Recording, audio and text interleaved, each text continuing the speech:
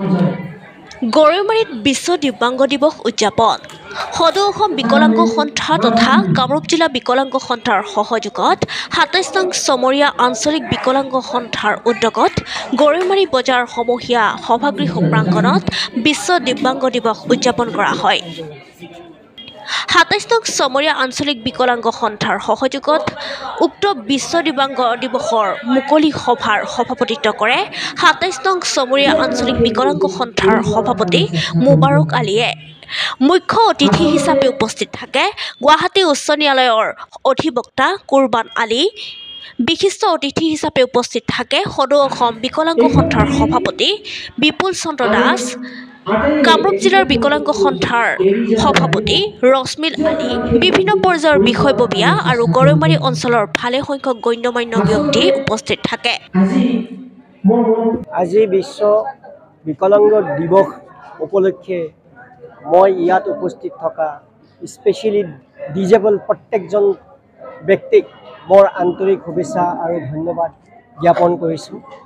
আৰু তেওঁলোকৰ অধিকাৰ সাব্যস্ত কৰিব লাগিলে প্ৰথমে তেওঁলোকে পাৰ্মানেণ্ট ডিজেবিলিটি চাৰ্টিফিকেটখন আনিব লাগিব। আৰু যিহেতুকে এই অঞ্চলৰ মানুহখিনি কামৰূপ ডিষ্ট্ৰিক্টৰ হয়, তেওঁলোকে joint director of health services Amingaon অফিচৰ 4th ফ্ল'ৰত যিটো অফিচ আছে তেওঁলোকে তাতে প্ৰথম এপ্লিকেশ্যন কৰিব লাগিব।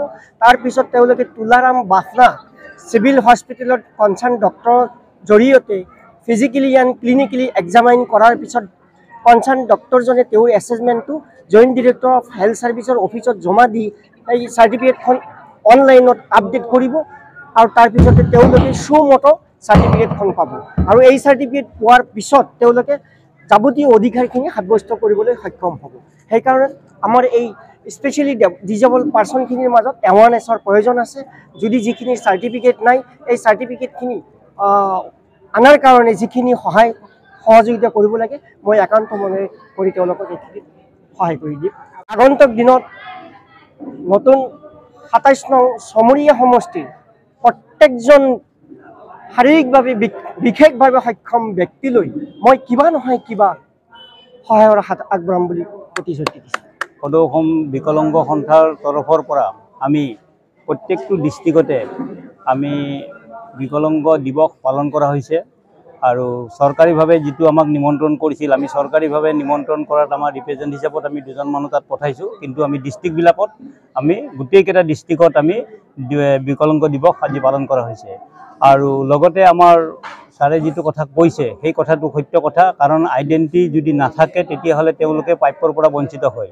আৰু লগতে ধৰক আমাৰ যিটো পেঞ্চন পাইছিল, বহুতে পেঞ্চন পাইছিল, পেঞ্চনটো বন্ধ হৈ গৈছে, সেইটো অৰুণোদয়ত কনভাৰ্ট কৰা গৈছে। আৰু সেইটোৰ কাৰণে আমি ফাইট কৰি আছোঁ অলৰেডি। আমি কৈছোঁ যে আমাক যিহেতুকে সকলোৱেই অৰুণোদয় পাই আছে, আমাৰ মানুহখিনিও পোৱাৰ যোগ্য চৰকাৰী আঁচনি যিহেতুকে হয়, কিন্তু ভাত্তাটো চৰকাৰী আঁচনি নহয়, এইটো চেণ্ট্ৰেল গভৰ্ণমেণ্টৰ এটা স্কিম হয়। এই চেণ্ট্ৰেল গভৰ্ণমেণ্টৰ স্কিমটো বন্ধ কৰি পেলাই অসম গভৰ্ণমেণ্টে এইটো কৰিছে আৰু তাৰ কাৰণে আমি প্ৰটেষ্ট কৰি আছোঁ। আৰু আমাক 5,000 টকাকৈ দিব লাগে।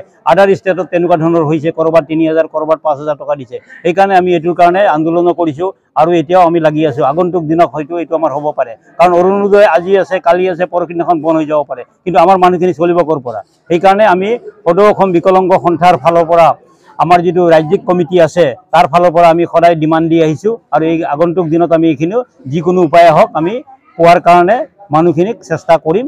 আৰু মই প্ৰতিশ্ৰুতি দিলোঁ যে এইখিনি আমি যিকোনো উপায় হওক আমি কৰিমেই।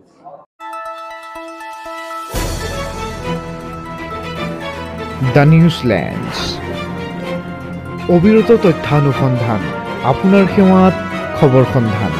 দ্য নিউজলেণ্ড।